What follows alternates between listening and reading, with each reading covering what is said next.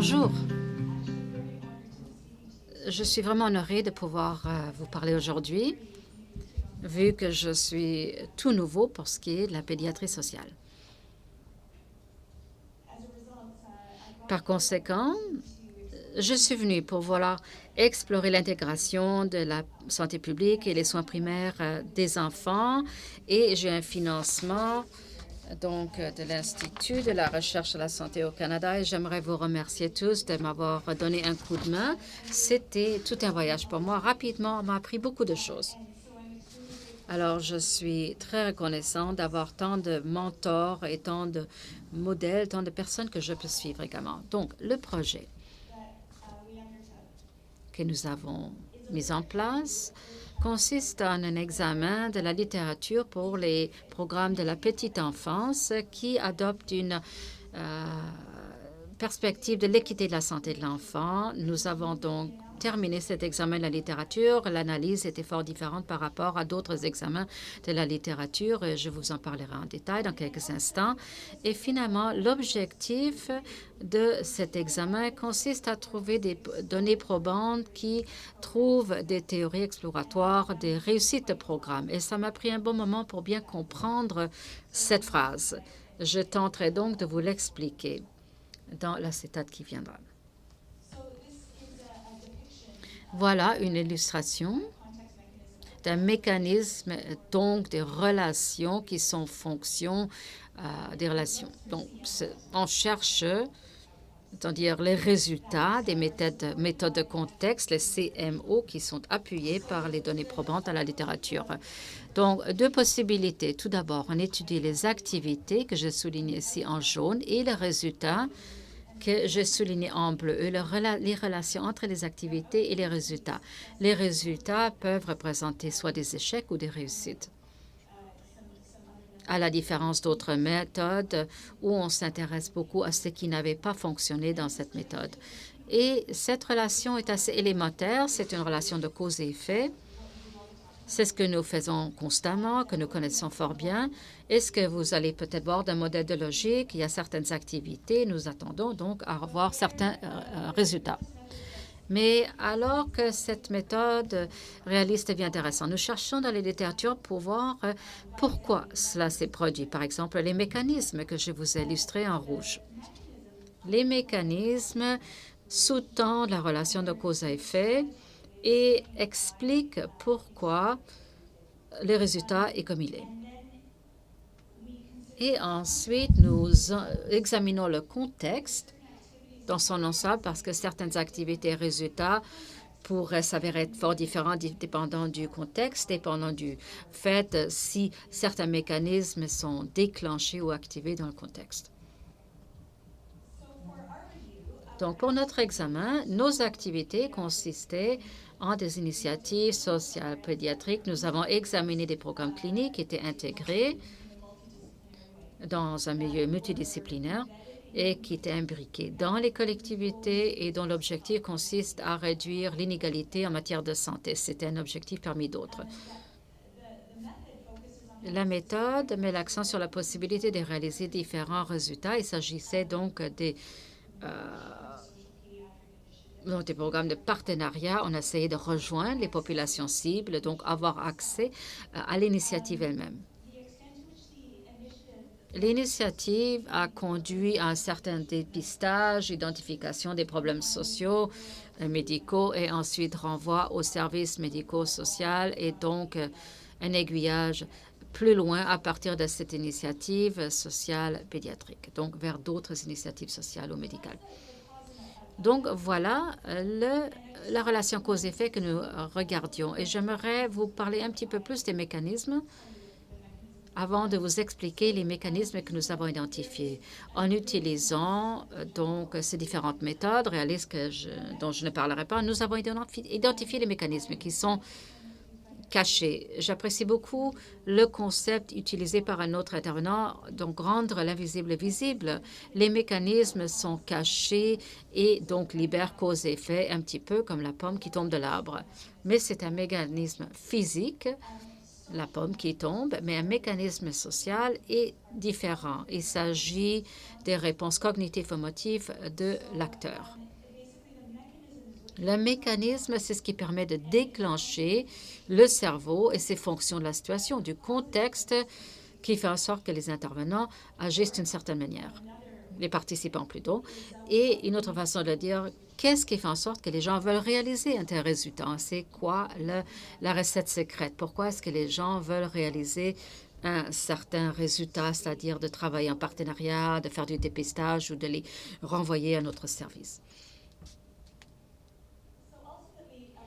Donc, finalement, notre examen permet de répondre à la question, donc, qu'est-ce qui fonctionne pour qui et dans quelles circonstances?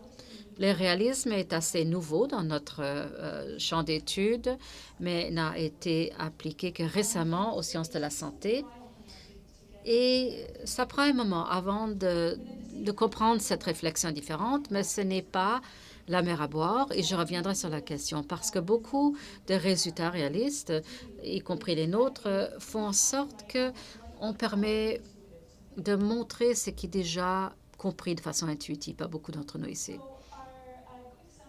Donc, un résumé rapide de nos méthodes. Vous avez un certain contexte qui permet d'interpréter nos résultats. Nous avons fait un examen de la littérature. Nous avons fait la recherche dans 5 bases de données avec ces 6 concepts et tous les mots auxquels nous pouvons penser avec les bibliothèques qui nous ont aidés à identifier les concepts dans la littérature. Donc, on les a combinés et finalement, nous avions 13 000 extraits. Et mes adjoints de recherche étaient un petit peu horrifiés, mais il n'était pas possible de faire un examen de titre parce qu'on cherchait des idées tellement compliquées. Alors, nous avons revu 13 000 abrégés et nous avons exclu ceux qui n'étaient pas disponibles en anglais, ceux qui n'étaient pas d'ordre clinique. Par exemple, un programme scolaire qui autrement ressemblait beaucoup à la pédiatrie sociale. Nous avons également exclu des initiatives politiques, donc plusieurs avaient mettaient de l'avant une politique sur la pédiatrie sociale, savoir que ça devrait être mis en place, mais il s'agissait de politique fédérale ou provinciale. Il ne s'agit pas vraiment de programmes de mise en œuvre.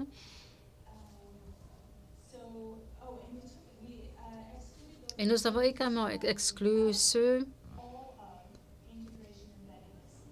qui n'avaient pas toute l'intégration et des facteurs d'équité en matière de santé. Nous voulions les 3.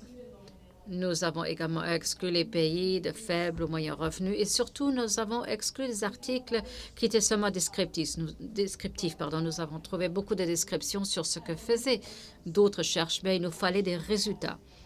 Il nous fallait une méthode d'évaluation, donc nous avons dû exclure plusieurs articles sur cette base parce qu'ils ne décrivaient pas les résultats quantitatifs ou qualitatifs, mais ne fournissaient qu'une description.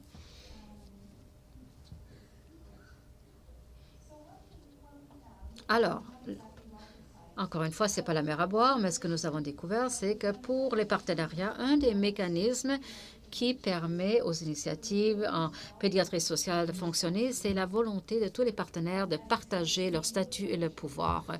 Ceci permettait le fonctionnement de ces partenariats et c'est surtout dans un contexte où il y avait l'engagement vis-à-vis des valeurs et des objectifs qui avaient été mis ensemble. Là où il y avait échec, c'est où des partenariats avaient des valeurs qui n'étaient peut-être pas forcément dans le meilleur intérêt, dans l'intérêt supérieur de l'enfant. Il y avait donc des valeurs qui étaient là pour d'autres raisons.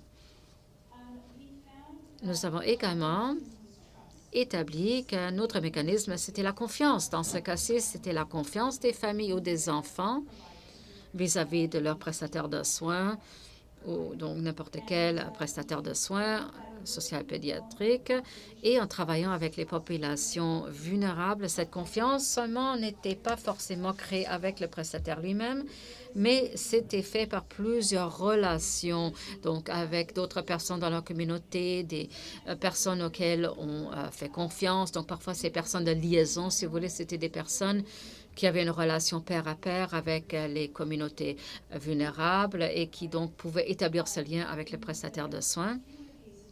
Il y avait très peu de cas où la confiance était construite directement, où il y avait une approche qui ne jugeait pas, qui permet d'appuyer les familles vulnérables. C'était le facteur le plus critique en leur permettant d'avoir accès aux services sociaux pédiatriques.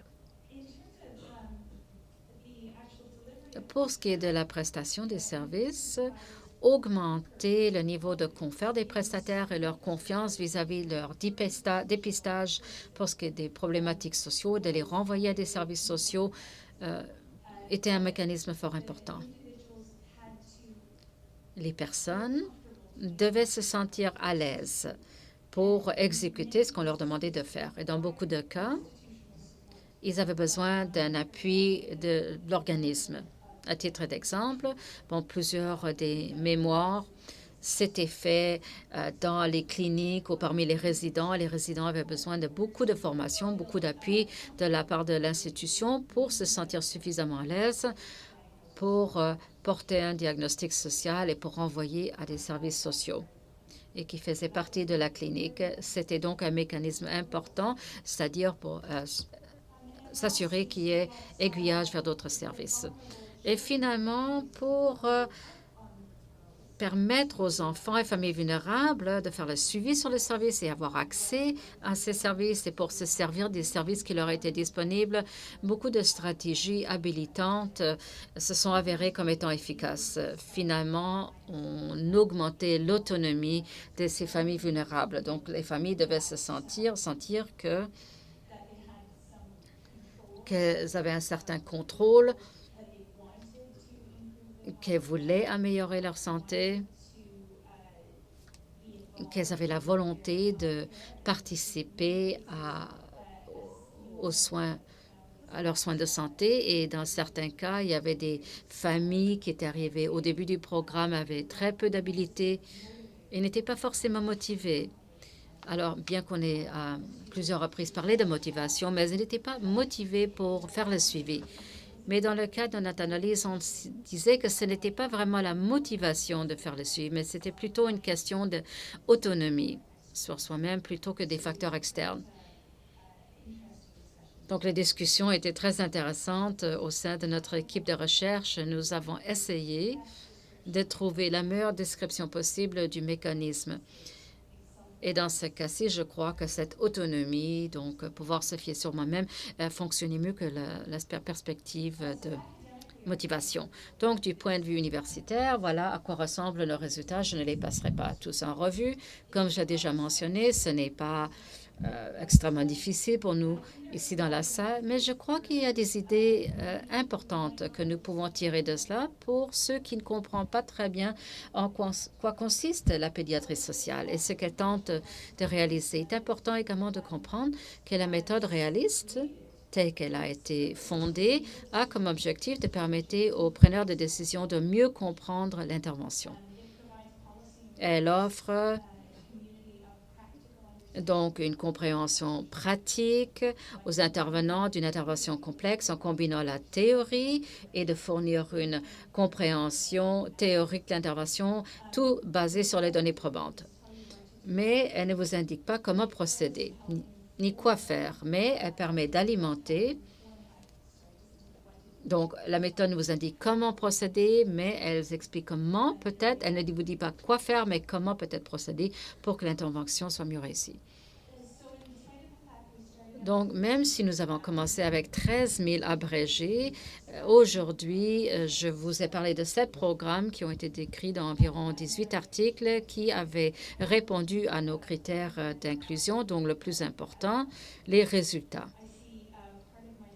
Donc, en partie, ma tâche ici consiste à lancer un appel à vous tous et toutes pour publier votre travail sur la pédiatrie sociale dans les études qui font état des résultats. Donc, peu importe en quoi ils consisteront, mais surtout pour ce qui est des évaluations. Et avant de conclure, donc pour ce qui est de l'avenir, nous avons beaucoup appris dans ces 2 années en faisant cet examen. Nous avons appris beaucoup plus que sur les soins de première ligne et l'intégration des soins de l'enfant, etc. J'espère que je pourrai continuer en m'adonnant à d'autres projets. Je serai heureuse de pouvoir vous parler de tout ce travail. Merci beaucoup.